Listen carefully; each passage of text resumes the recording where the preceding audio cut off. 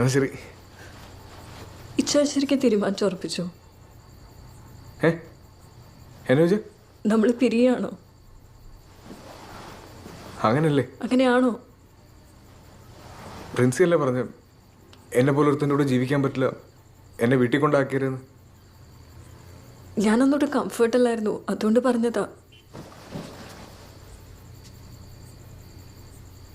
ഇപ്പോ ഞാൻ ഓക്കെയാണ്. ഇച്ചാനോ?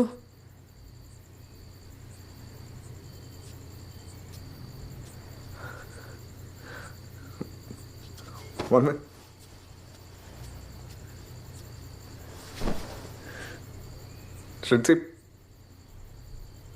ഞാൻ സത്യം പറയട്ടെ, എനിക്ക് പിരീഡിനെ പറ്റി ചിന്തിക്കാൻ കൂടെ പറ്റത്തില്ലെന്ന്.